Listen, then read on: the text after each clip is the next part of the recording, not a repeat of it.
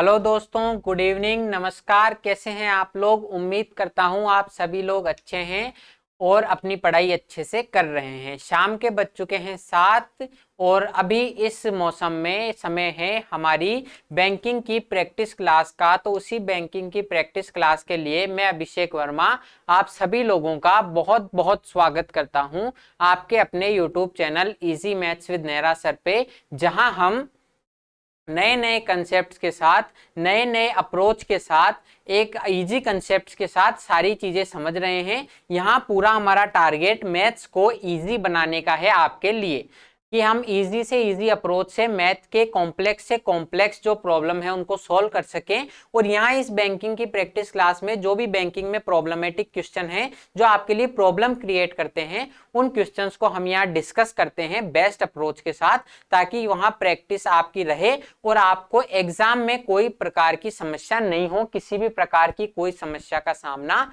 नहीं करना पड़े। तो उसके लिए अभी हम यहाँ बैंकिंग की क्लास को कंटिन्यू कर रहे हैं, प्रैक्टिस क्लास। आज की क्लास जो है हमारी सिंप्लीफिकेशन के एक शानदार सवाल के साथ शुरू हो रही है। तो आज की क्लास का पहला सवाल ये रहा आपकी कंप्यूटर स्क्रीन पे। तो देखिए, रूट एक्स की वैल्यू है 575 अपॉन 23। ये 23 भी भाग में है और 5 भी भाग में है, तो ये 23 इंटू 5 हो जाएगा।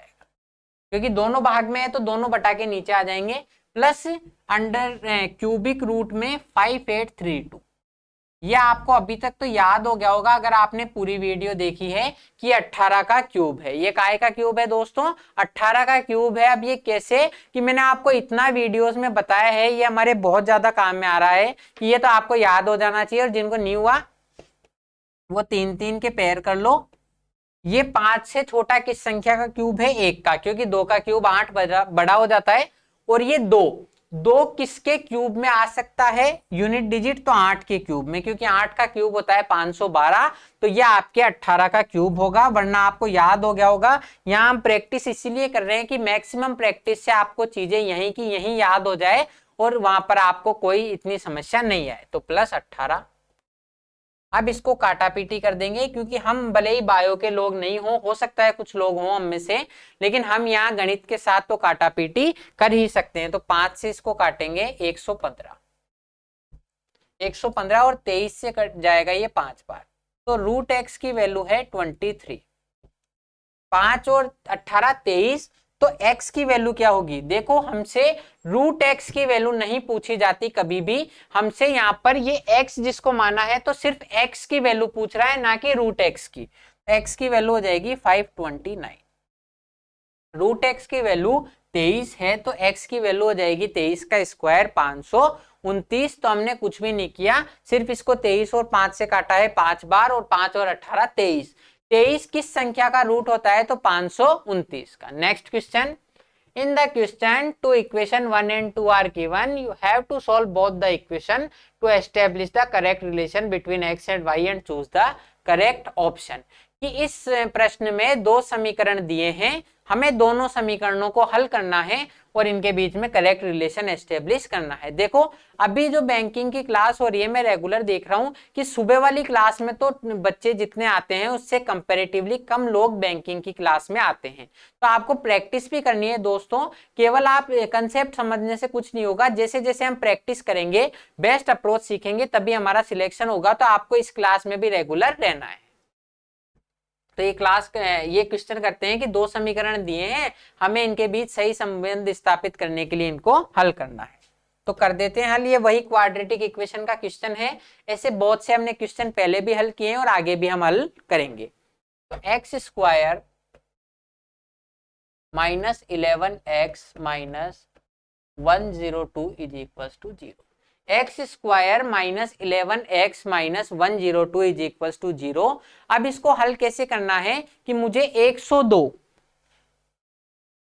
मुझे इस 102 के ऐसे दो फैक्टर चाहिए जिनको घटाने पर 11 आए। घटाने पर क्यों 11 आए? क्योंकि 102 माइनस का है तो एक फैक्टर पॉजिटिव होगा, एक फैक्टर होगा नेगेटिव। तो इनको आपस में घटाने पर कितना आना चाहिए दोस्तों, 11 आना चाहिए। तो हम उसी दिशा में आपकी अप्रोच डिस्कस करेंगे कि इनको घटाने पर 11 आए, तो ऐसे दो फैक्टर 102 के वो हम ज्ञात कर लेंगे। तो अगर आपने थोड़ी बहुत भी पहाड़े पढ़े हैं तो 17 छिकी 102 होता है और 17 में से 6 को घटाने पर 11 आता है। 17 छिकी 102, 17 में से 6 को घटाने पर 11 आता है। एक वैल्यू इनमें से पॉजिटिव होगी और दूसरी वैल्यू इनमें से नेगेटिव होगी। कौन सी पॉजिटिव और कौन सी नेगेटिव होगी ये 11 का चिन्ह डिसाइड करेगा। 11 नेगेटिव है तो बड़ी संख्या 17 तो नेगेटिव होगी और छोटी संख्या 6 बड़ी होगी, सॉरी पॉजिटिव होगी। तो हम x का मान निकाल देंगे, इनके चिन्ह चेंज कर दो, इनके चिन्ह चेंज कर दो और एक्स स्क्वायर के गुणांक 1 का भाग दे दो। 1 का भाग देने से कोई फर्क होना जाना नहीं है, कोई फर्क नहीं पड़ेगा। तो x की वैल्यू आ गई 17 और माइनस का 6। x की वैल्यू कितनी आ गई, 17 और माइनस का 6, जो इस इक्वेशन को सेटिस्फाई करेगी। अब y स्क्वायर की इक्वेशन सॉल्व कर देंगे। y square plus 19y plus 78 is equals to 0। अब हमें 78 के ऐसे दो फैक्टर करने हैं जिनको आपस में जोड़ने पर 19 आए। जोड़ने पर क्यों, क्योंकि इन दोनों ये प्लस में है तो या तो दोनों फैक्टर पॉजिटिव होंगे या दोनों फैक्टर नेगेटिव होंगे, तो जोड़ने पर 19 आएगा। लेकिन दोनों पॉजिटिव होंगे क्योंकि जोड़ने पर हमें प्लस 19 चाहिए। तो प्लस 19 तभी हमें प्राप्त होगा जब हम दो पॉजिटिव वैल्यूज को ऐड करेंगे। तो इसके गुणांक हो जाएंगे 78 का फैक्टर। तो आपको पता है किस संख्या के पहाड़े में 78 आता है, तो 13 छिकी 78।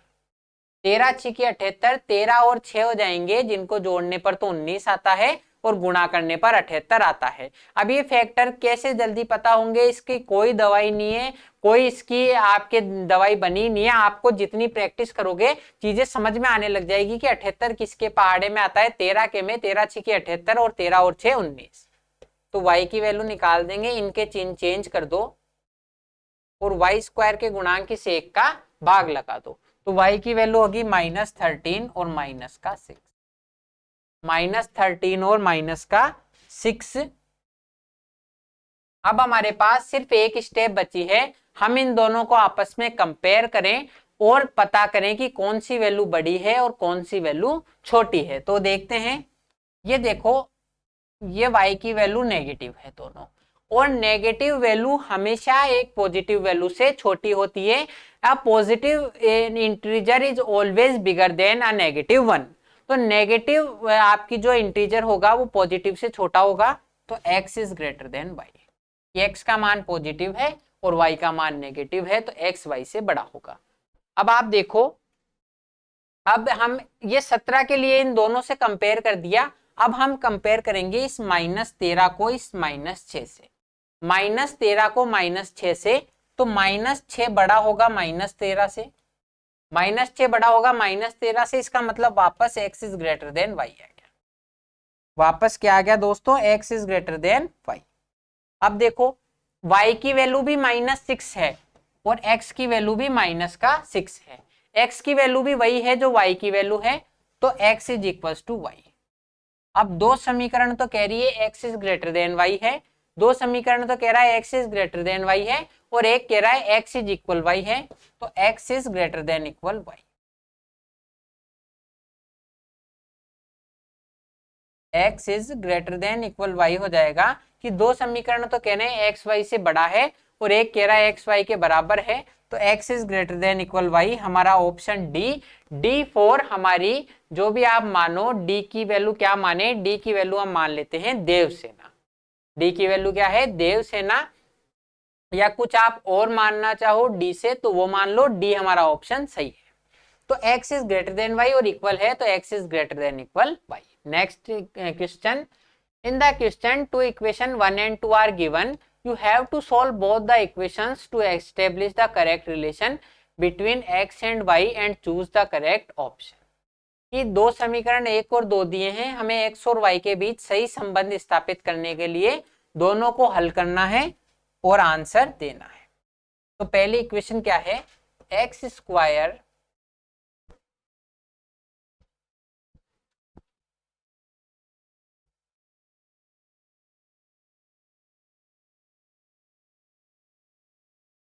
X square minus 81 is equals to x square minus 81 is equals to 0, यानी कि एक्स स्क्वायर की वैल्यू होगी 81।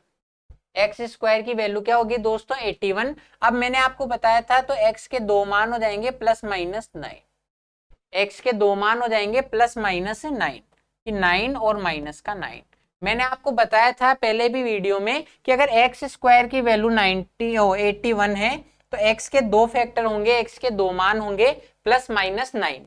लेकिन कभी भी एक्स की वैल्यू √81 आ गई तो इस कंडीशन में एक्स का मान केवल 9 होगा, क्योंकि प्लस माइनस का चिन्ह जो होता है वो रूट के बाहर लगता है। प्लस माइनस का चिन्ह रूट के बाहर लगता है, तो जब आपको केवल इतना दिया हो √81 तो एक्स की वैल्यू 9 लिख देंगे। लेकिन जब एक्स स्क्वायर की वैल्यू 81 है तो हमने रूट लगाया ही नहीं है, तो प्लस माइनस का चिन्ह लग जाएगा, तो एक्स की वैल्यू +9 और -9 हो जाएगी। अब हम वाई स्क्वायर की इक्वेशन सोल्व कर लेंगे। 2y square minus 38y plus 180 is equals to 0। अब हमें 180 इंटू 2, ये 2 और 180 आपस में गुणा होंगे, 360 के ऐसे दो फैक्टर चाहिए जिनको आपस में जोड़ने पर 38 आए। जिनको आपस में जोड़ने पर कितने आए दोस्तों 38 आए, क्योंकि ये 360 पॉजिटिव है तो दोनों वैल्यू सेम साइन की होगी, या तो दोनों पॉजिटिव होगी या दोनों नेगेटिव होगी, जोड़ने पर 38 आए। तो हमें ऐसे दो मान चाहिए 360 के जिनको जोड़ने पर 38 आए। तो आप सोच सकते हो और इसका आंसर दे सकते हो। अगर आपको डायरेक्ट पता नहीं पड़ रहा तो एक तो हम फैक्टर कर देते हैं 36 और 10, क्योंकि ऐसे फैक्टर करना बिल्कुल इजी होता है। 36 और 10 इसके दो फैक्टर दिख रहे हैं जिनको आपस में जोड़ने पर आ रहा है 46। जिनको आपस में जोड़ने पर कितना आ रहा है दोस्तों, तो 46 आ रहा है। इन दोनों को जोड़ने पर हमें जोड़ने पर चाहिए 38। इसका मतलब हमें वैल्यू को छोटा करना है, तो हम इस 36 और 10 के मान को आपस में बराबर करने की कोशिश करेंगे। आपस में बराबर करने की कोशिश करेंगे ताकि हमारे पास वैल्यू और छोटी आए। तो हम कर देते हैं 12 और 23।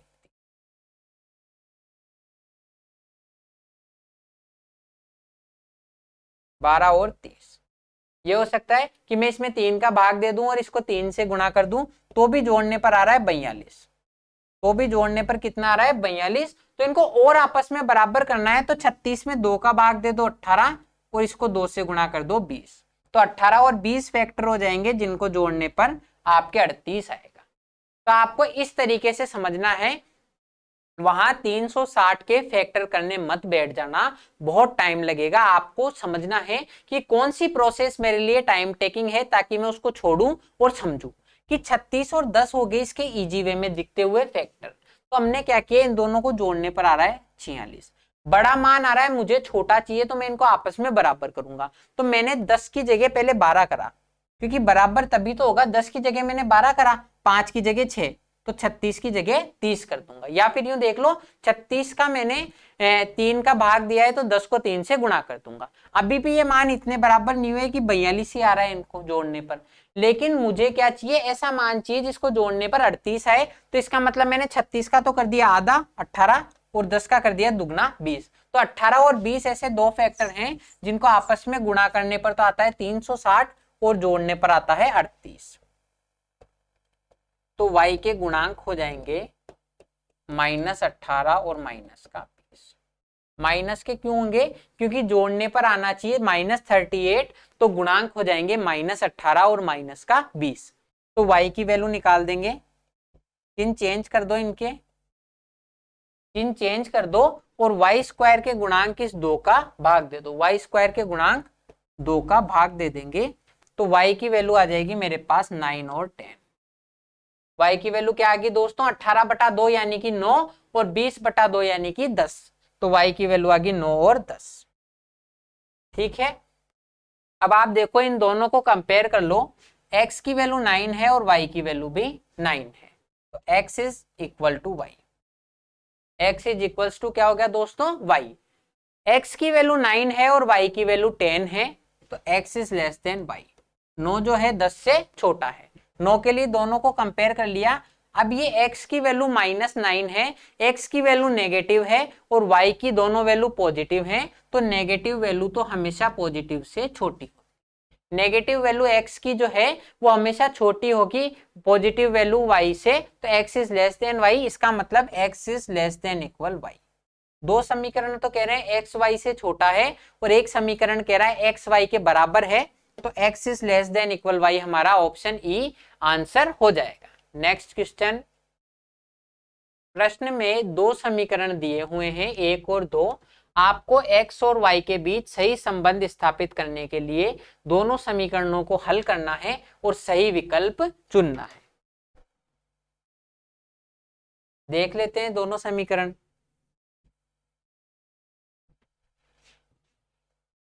X square minus 7√3x plus 30। हमें आप देखो जब भी √3 आ जाए, हमने पहले भी ऐसे सवाल डिस्कस किए हैं, √3, √2, √5 कुछ भी आ जाए, ऐसी कंडीशन में हमने क्या किया है, मुझे पता है √3 आ गया इसमें, यानी कि कोई दो फैक्टर होंगे इसके, a√3 और b√3।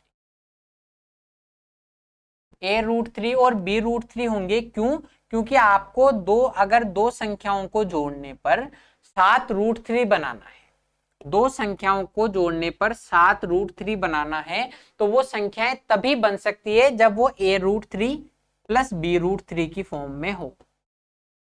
आप ऐसा नहीं कर सकते कि एक तो मैंने लिख दिया मान लो a√3 और एक कर दिया b√2, तो इनको जोड़ने पर कभी भी 7√3 नहीं बन सकता। कभी भी आपको 7√3 बनाना है तो उसके दो फैक्टर a√3 और b√3 होंगे, तभी जोड़ने पर आपके सामने ये a प्लस बी तो कॉमन आ जाएगा और √3 ऐसा का ऐसा, तो a प्लस बी की वैल्यू ही 7 निर्धारित होगी। कोई अगर आपको कोई बोलेगा कि यार ऐसा नहीं है कि दोनों में √3 हो, मैं 7√3 और 0 को जोड़कर भी तो 7√3 बना सकता, 7√3 और 0 को जोड़कर भी तो 7√3 बना सकता हूं, तो उसको मैं कहूंगा कि बिल्कुल बना सकते हो। लेकिन इसी बात को आपके इस 0 को अगर मैं 0√3 लिख दूं तो कोई फर्क पड़ जाएगा क्या?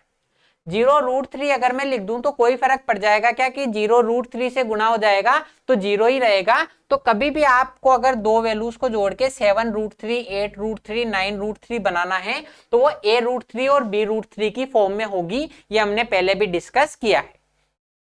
तो जब दो फैक्टर a√3 और b√3 होंगे जिनको जोड़ने पर 7√3 बनेगा, इसका मतलब a प्लस बी की वैल्यू आ गई 7, a प्लस बी की वैल्यू कितनी आ गई 7, और a√3 इंटू b√3 को गुणा करने पर आना चाहिए 36, a√3 और b√3 को गुणा करने पर आना चाहिए 36। हमेशा से हम ऐसे ही वैल्यू ढूंढते हैं जिनको जोड़ने पर तो आए 7, बीच का मान देखो यहाँ पर इन दोनों को जोड़ने पर तो आया था 38 और गुणा करने पर आया था इन दोनों का प्रोडक्ट, ठीक है। ऐसे ही यहाँ देखो इनको जोड़ने पर तो आएगा ये x का गुणांक और गुणा करने पर 36 इंटू 1 इनका प्रोडक्ट आएगा, तो a b √3 से गुणा होगा तो 3a, तो a b की वैल्यू हो जाएगी 12। ये चीज आई या नहीं आई समझ में? एक बार वापस से देख लो कि हमने माना इसके दो फैक्टर a√3 और b√3 की फॉर्म में होंगे, फैक्टर इसके a√3 और b√3 की फॉर्म में होंगे, तो इस कंडीशन में a प्लस b√3 इन दोनों को जब जोड़ेंगे तो उसकी वैल्यू आएगी 7√3, यानी कि a प्लस b की वैल्यू आएगी 7, और a√3 और b√3 को आपस में गुणा करेंगे जब हम, उसकी वैल्यू आनी चाहिए 36, उसकी वैल्यू कितनी आनी चाहिए 36, तो 3ab की वैल्यू जब 36 होगी तो ab की वैल्यू हो जाएगी 12। आप यहाँ पर श्रीधराचार्य सूत्र लगाओ, उसमें बहुत टाइम लगेगा, सिर्फ इतना सा समझना है कि a√3 और b√3 होंगे, ab का मल्टीप्लीकेशन तो आएगा 12 और जोड़ने पर आएगा 7, तो 12 के ऐसे दो फैक्टर जिनको जोड़ने पर 7 आए, 12 के ऐसे दो फैक्टर जिनको जोड़ने पर 7 आए, तो a और b की वैल्यू हो जाएगी 4 और 3। 4 और 3 ऐसे दो मान हैं जिनको आपस में गुणा करने पर तो 12 आता है और जोड़ने पर 7 आता है, तो इसके गुणांक ज्ञात कर देंगे। इसके गुणांक हो गए 4√3 और 3√3। मैंने बताया था a√3 और b√3 की फॉर्म में होंगे, तो a की वैल्यू 4 आई तो a√3 हो गया 4√3 और ये 3√3। जोड़ने पर माइनस का 7√3 आना चाहिए, तो ये दोनों माइनस के होंगे। ये यहाँ पर आपको समझ में आना चाहिए बिल्कुल, जैसा हम हर सवाल में कर रहे हैं कि जोड़ने पर तो 7 आए और गुणा करने पर 12 आए। तो 4 और 3 जोड़ने पर माइनस का 7 आना चाहिए, तो गुणांक हो गए -4√3 और 3√3। तो x की वैल्यू कर देंगे, इनके चिन्ह चेंज कर दो, चिन्ह चेंज कर दो और इस x² के गुणांक 1 का भाग दे दो। तो x के जो वैल्यू आएगी वो आएगी 4√3 और 3√3। ठीक है, अब आपको समझ में आ गया कि क्यों मैंने माइनस लगाया, क्योंकि जोड़ने पर -7√3 आना चाहिए। चाहे तो आप यहाँ पे कर दो कि जोड़ने पर -7√3 आना चाहिए, यानी कि a + b की वैल्यू -7, तो -4 और -3 हो जाएंगे, जिनको आपस में गुणा करने पर 12 आएगा। इसी तरह y² की इक्वेशन सोल्व कर लेते हैं।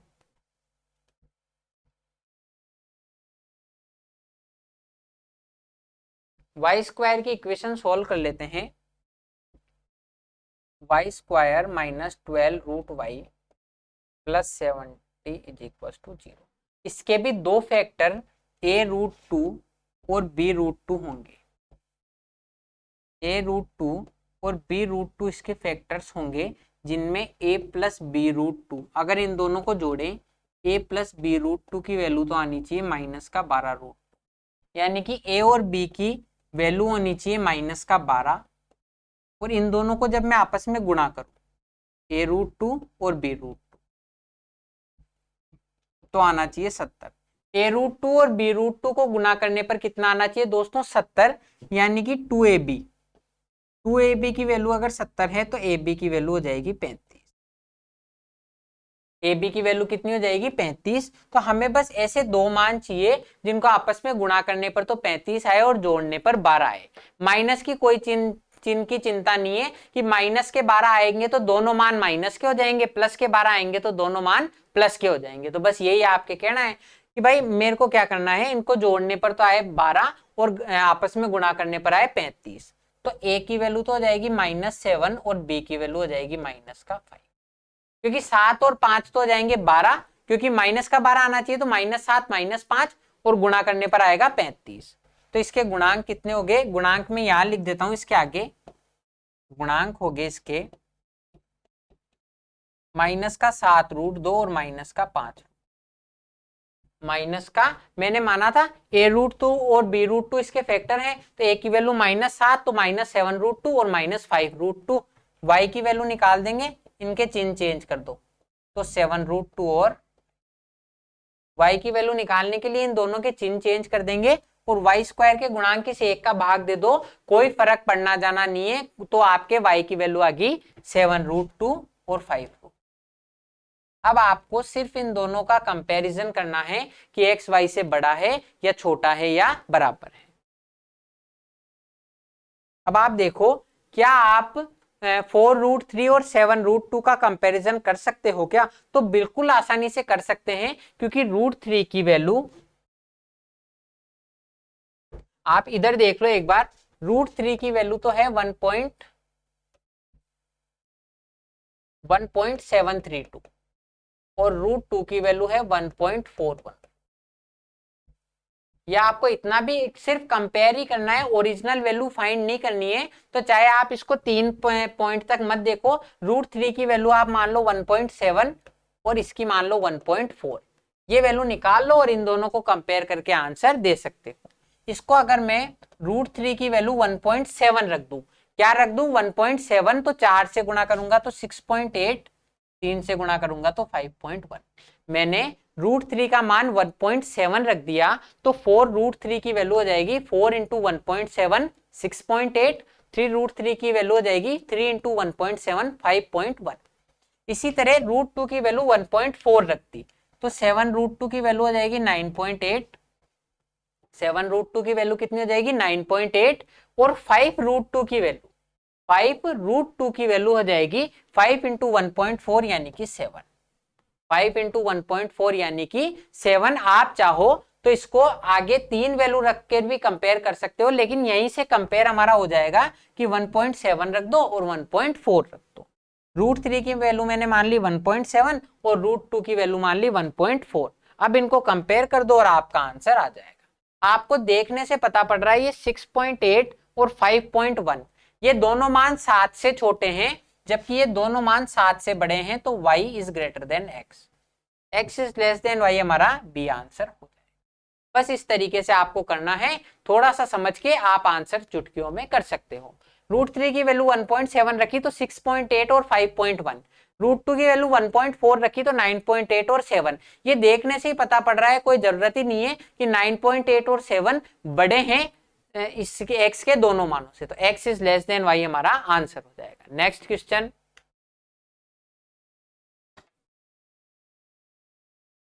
in each of this question series a wrong number is given, find out the wrong number that does not belong to the series। कि इस सीरीज में आपको एक रॉन्ग नंबर दिया हुआ है, हमें वो रॉन्ग नंबर फाइंड करना है कि जो इस सीरीज से बिलोंग नहीं करता। तो उसके लिए फटाफट से ये सीरीज लिख देंगे।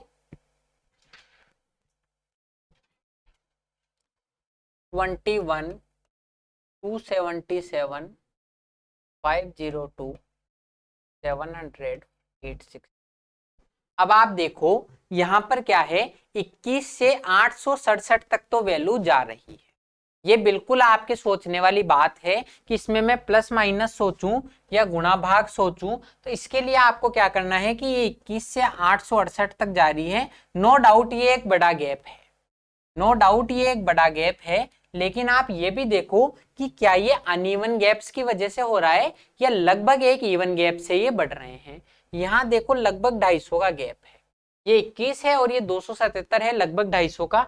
ये 277 500 तो भी लगभग 250, यहाँ भी लगभग 200 का डिफरेंस है और यहाँ भी लगभग 150 200 का डिफरेंस है। तो ये जो हमारा सर्कल है ये 200 के आसपास के डिफरेंस में चल रहा है, ये इसका रेंज 200 के आसपास चल रही है। तो इसका मतलब आपके ये जो सर्किल बन रहा है ये 200 के आसपास है। तो अनइवन गैप्स जब हैं आपके, अनइवन गैप्स हैं, ये 200 से कुछ इस साइड है, 200 से कुछ इस साइड है, 200 से कुछ इस साइड है। तो जब आपके सामने इवन गैप है तो हम प्लस माइनस को प्रेफरेंस ज्यादा देंगे कि हो सकता है प्लस और माइनस हो। इसीलिए आपको समझना है कि आप अंतर करने से पहले देखो कि अगर अनइवन डिफरेंसेस हैं तो मैं मल्टीप्लाई और डिवाइड की तरफ जाऊं, और अगर इवन डिफरेंसेस हैं तो मैं प्लस माइनस की तरफ जाऊं। तो इसमें 21 में मैं क्या जोड़ूं तो 256। जब मैं 21 में 256 ऐड करूंगा तो मेरे पास वैल्यू आएगी 277। 277 में मैं क्या ऐड करूं कि 502 आ जाए, तो मैं ऐड करूंगा 5 2 कि 277 में जब मैं 25 ऐड कर दूंगा तो 302 बन जाएंगे, 200 और ऐड कर दो 502। 502 में क्या ऐड करूं तो 502 में दोस्तों मैं ऐड करूंगा 198 में ऐड करूंगा। क्यों? क्योंकि अगर 200 ऐड कर दूंगा तो 702 आ जाएंगे, 2 कम चाहिए तो 198 और यहां करेंगे 167। 800 में 167 ऐड कर दूंगा तो 867 मेरे पास वैल्यू आ जाएगी। अब अगर आपको यहाँ पर सीरीज दिख गई अभी ही तो एक बार कमेंट में यस बोल दो और सीरीज बता दो मुझे। और अगर आपको नहीं दिखी तो मैं आपको बता देता हूं कि आपको ये दिख रहा होगा कि ये 16 का स्क्वायर है और ये आपके 15 का स्क्वायर। इसीलिए मैंने आपको स्क्वायर और क्यूब याद करने को बोला था कि स्क्वायर और क्यूब जब हमें याद होंगे तो हम समझ पाएंगे कि ये आपके सीरीज क्या हो रही है। तो 16 का स्क्वायर 15 का स्क्वायर। दूसरी बात एक आपकी ये भी पुष्टि हो रही है कि ये 14 के स्क्वायर के आसपास है। 14 का स्क्वायर 196 होता है और ये 2 ज्यादा है सिर्फ, और ये 13 के स्क्वायर के आसपास है। 13 का स्क्वायर होता है 169 और ये 2 कम है। तो बिल्कुल हमें सीरीज दिख गई 16 15 14 13 इनका स्क्वायर होगा। अगर हम इसको करेक्ट करें तो यहां आना चाहिए 196, यहां क्या आना चाहिए 196 और यहां आना चाहिए 169, यहां आना चाहिए 169। अब आप देख लो आराम से आपकी ये सीरीज सही होगी। कैसे? क्योंकि मैंने आपको बताया था चेक करने का एक ही तरीका है कि इनका सम सेम होना चाहिए। सम क्या होना चाहिए? सेम होना चाहिए दोनों का। तो आप देख लो सम सेम कैसे है इसका तरीका। यहां पर 2 बड़ा है, 196 से 198 है तो यहां पर 2 घट गया। यानी कि यहाँ पर डिफरेंस बराबर कैसे होगा, 8 और 7 15, यूनिट डिजिट देख लो, 9 और 6 भी 15, कि हमने एक जगह अगर 2 कम करा है तो दूसरी जगह 2 बढ़ा दिया, उनका सम सेम रहेगा। इसका मतलब यहाँ 14 का स्क्वायर और 13 का स्क्वायर आएगा, ये दोनों गलत हो रहे हैं, तो इसका मतलब इसके मध्य की जो पद है, इसका जो मिडिल टर्म है वो गलत होगा। 502 में 196 ऐड करूंगा, यानी कि 698 आएगा, तो मेरा गलत पद है 700।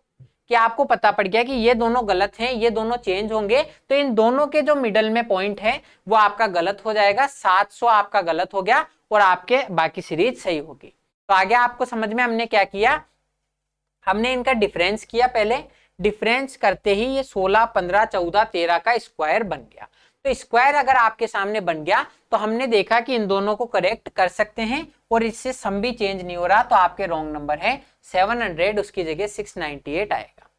अब कर लेते हैं नेक्स्ट सीरीज।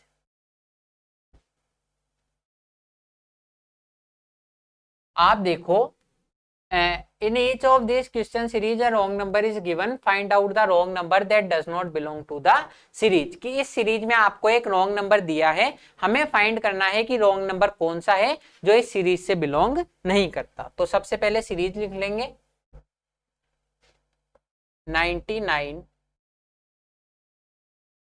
102 111 140 219 और 460 कि 99 102 111 140 219 और 462, यहाँ इनके बीच में डिफरेंस क्या है ये हम देखते हैं। आप बताओ इसके बीच में प्लस माइनस की सीरीज होगी या फिर मल्टीप्लाई और डिवाइड का संबंध होगा, या आप बताओ मुझे एक बार कमेंट में, आपको समझ में आया है तो। क्या आपको पता पड़ा इसके बीच में क्या संबंध हो सकता है? अगर पता नहीं पड़ा तो आप यहाँ पर देख लो, और अगर जिनको पता पड़ गया है वो एक बार लाइव चैट में या कमेंट में मुझे आंसर बता दो। कि आप देखो यहाँ 99 से 462 जा रहा है, 99 से 462 जा रहा है, तो इसका मतलब बहुत ज्यादा डिफरेंस तो नहीं है, तो पॉसिबिलिटी है कि प्लस माइनस हो सकता है, क्योंकि बहुत ज्यादा डिफरेंस नहीं है। दूसरी तरफ देखो तो इनमें कोई बहुत ज्यादा डिफरेंस में भी नहीं बढ़ रहे, कि अगर आप मल्टीप्लाई देखो तो ये लगभग 1 गुना के बराबर ही है, ये भी लगभग 1 गुना के बराबर ही है, और ये भी लगभग 1 गुना के बराबर ही है, ये भी 2 गुना के बराबर नहीं है, ये केवल एक संख्या 2 गुना के बराबर है। ये 1 गुना की चीजें चल रही है, सिर्फ एक में 2 गुना हो रहा है, तो इसका मतलब हम मल्टीप्लाई की तरफ नहीं जाएंगे, हम प्लस माइनस की तरफ ही जाएंगे।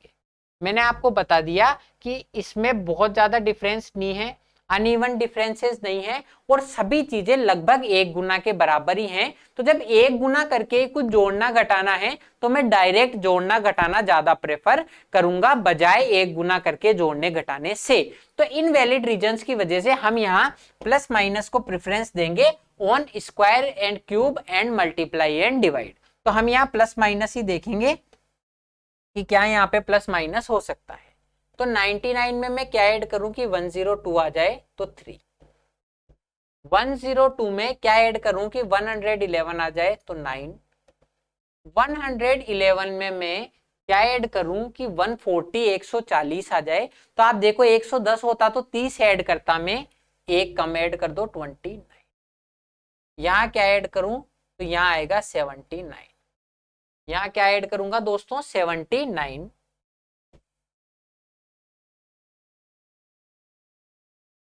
और यहाँ क्या ऐड करूंगा मैं, तो 200 में 200 ऐड कर दूंगा तो 400, यानी 200 ऐड होंगे, और 19 से 62 बनाना है, यानी कि मैं इसमें ऐड कर दूंगा 43, कि जब मैं 3 ऐड कर दूंगा तो 22 और 40 और ऐड कर दो तो 243। तो आप देखो क्या इसमें कोई सीरीज फॉर्म होती हुई दिख रही है, 3 9 29 79 और 243, 3 9 19 29 79 और 243। अब देखो ये 29 और 79 को अगर हम हटा दें तो ये 3 की पावर 1 है, ये 3 की पावर 2 है। क्यों मैंने 3 की पावर का दिमाग लगाया, क्योंकि ये 3 की पावर 5 है, 3 की पावर 5 है 3, इसीलिए मैंने आपको पावर, ये तो छोटी मोटी पावर है, आपको याद होनी चाहिए कि 3 की पावर 5 243 होती है। 3 की पावर 5 क्या होती है दोस्तों 243, तो 3 की पावर 1 2 और 5 है, तो यहाँ पर 3 की पावर 3 और 3 की पावर 4 हो सकता है। यहाँ पॉसिबिलिटी है कि 3 की पावर 3 और 3 की पावर 4 हो सकता है। कैसे? क्योंकि हमने क्या किया है, हमने यहाँ पर किया है 3 की पावर 1 2 और 5 पता पड़ गया, तो इसका मतलब ये पॉसिबिलिटी है कि 3 की पावर 3 और 3 की पावर 4 हो। तो यहाँ देखो, अगर 3 की पावर 3 करें तो आना चाहिए 27। क्या आना चाहिए 27, और 3 की पावर 4 जब हम ऐड करेंगे तो 3 की पावर 4 का मतलब होता है 81। तो आप देखो क्या इनसे सम पे फर्क पड़ेगा, तो सम पे फर्क नहीं पड़ना चाहिए कुछ भी, क्योंकि ये इससे 2 अगर कम है तो ये इससे 2 ज्यादा है।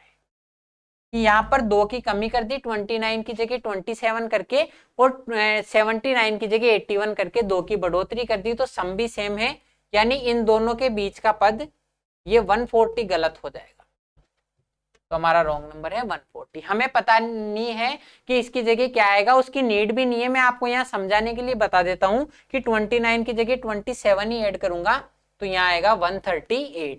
तो यहाँ पर हमें पता पड़ गया कि हमने अंतर किया तो ये 3 की पावर में चल रहा है, और इन दोनों को जब मैं चेंज करूंगा तो मेरा सम भी सेम रहेगा, सम पे कोई फर्क नहीं पड़ेगा। तो यहाँ हो गया 27 और 81, तो इसमें रॉन्ग नंबर हो गया इन दोनों के बीच का पद 140, तो हमारा रॉन्ग नंबर हो गया 140।